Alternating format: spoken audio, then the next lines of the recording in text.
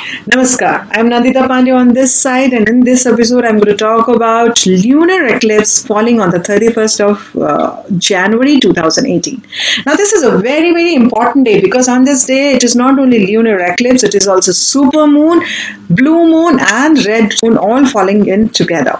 Now this is a very, very important time because this kind of a celestial combination is happening almost after 150 years altogether. The earliest that was recorded just before this was in 1866. So we are going to witness a celestial event which is going to be in its own magnanimous form, bringing you a lot of changes in your lifestyle patterns.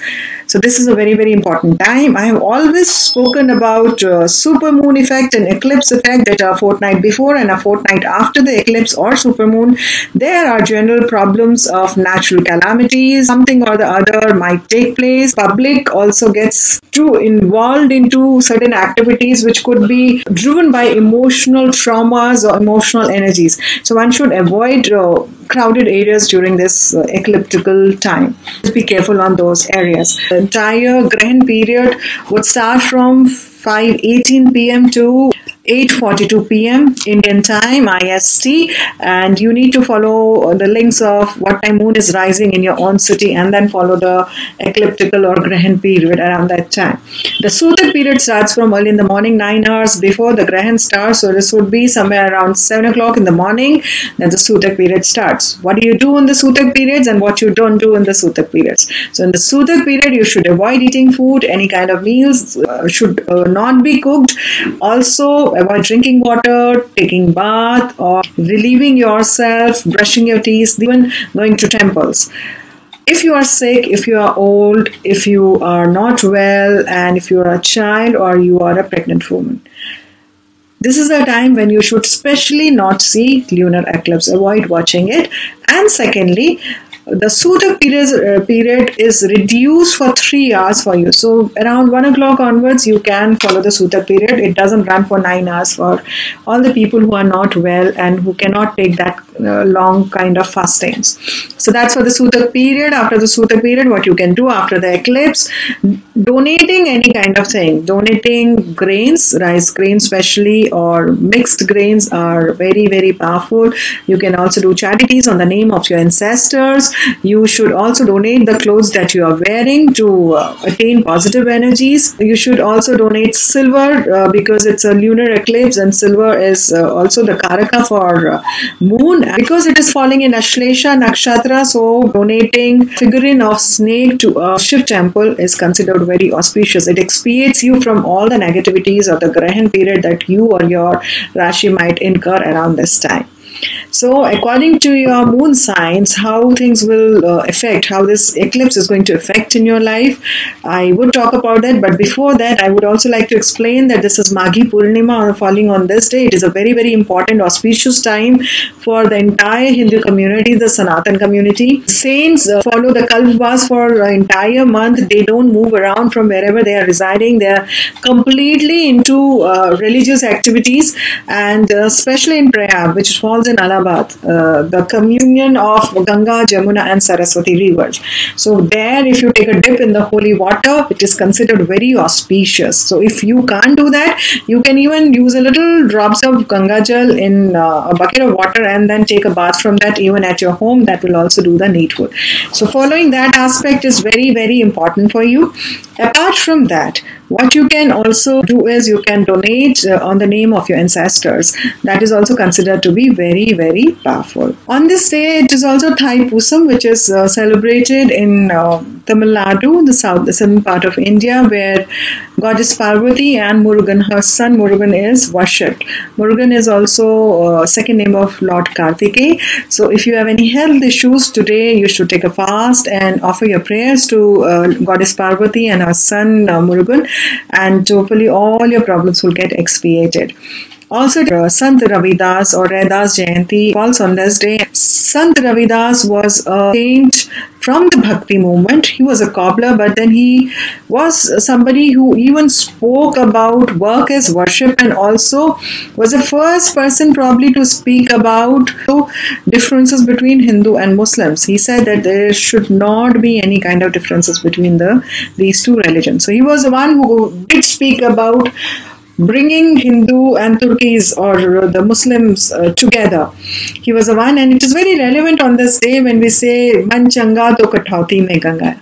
That means that even if it is a small vessel of water that you have and your thoughts are pure, even that water will contain the essence of Goddess Ganga in it. So you can take a bath from that, and you will still be relieved of all the sins that you can do by taking a dip in the river Ganges.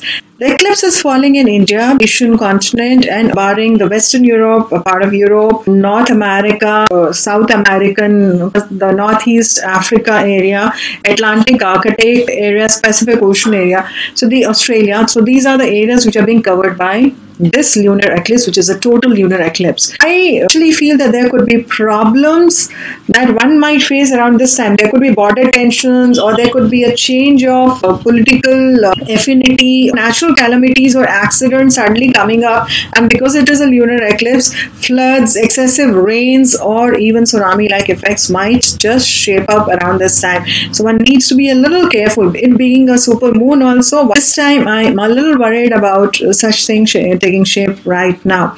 So one has to be careful. I have already spoken about what should one avoid doing during Grahan period. That is like you should not comb your hair, you should not eat food, you should not drink water, you should not go out, you should not watch lunar eclipse, especially if you are sick, you are pregnant, you should avoid it. And also you should not eat your food around this time. You should not go to the temples. Now, what you can do around this time, it is a very, very powerful time to wear Rudraksha, to energize your Rudrakshas, to do Japa Siddhi or Mantra Siddhi, or to energize your mantras or to energize your yantras. So you can do a mental chanting of the mantra, any mantra that you believe in. So if you don't have any mantra, just chant Mahamrityunjay Japa or Rahu Shanti mantra or simply Om. So Om has to be chanted with the complete O-U-M. So that impacts. So the O comes down from the bottom and U in the middle and M should go to the top. So it has to be chanted like Om.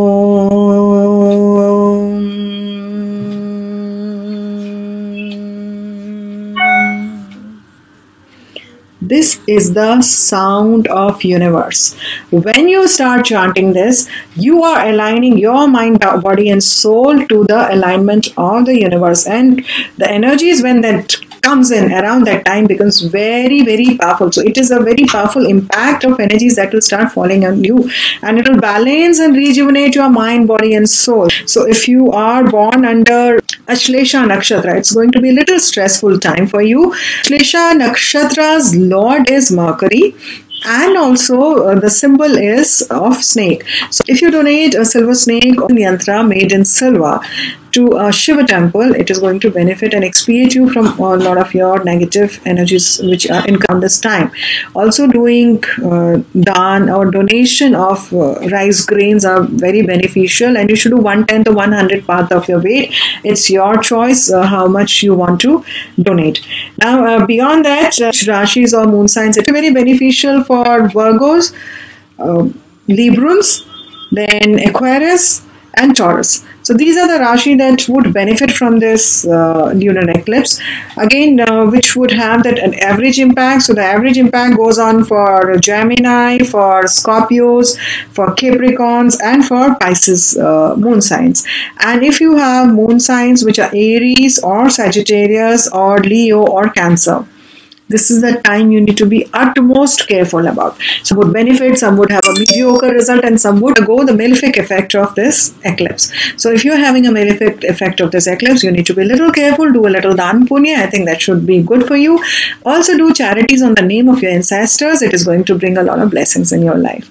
So this was all about lunar eclipse, super moon, and also the blood moon and blue moon. And we did talk about the Maghi Purnima, what can be done, what cannot be done. It's a very, very auspicious auspicious time. Also, full moon is a time to let go of things you don't want in life. So please write down on a piece of paper the things that you don't want in your life and burn it, black candle, and just invoke the divine. Say that I'm surrendering these energies to you to be healed for my highest good and for my highest benefit and my highest soul path. Automatically will start witnessing that as you declutter things in your life, there will be more positive energies that will start seeping in and bringing you a lot of positive growth. Keep updating on various celestial events all through the year. If you have liked our video, please do subscribe the channel. You can comment down there or like the button or share it so that others also get to know about what we're talking about, and maybe they can benefit from these energies and updates as well. If you write your comments down here, I would be meditating on the ecliptical day and I would pray for you. So please don't hesitating in writing whatever you have to, and also your problems, because I'll note them down and the prayers will definitely go in for you all. So long, have a blessed life ahead, and do not worry, take care and soak in the divine energies and benefit from them. Aatma Namaste.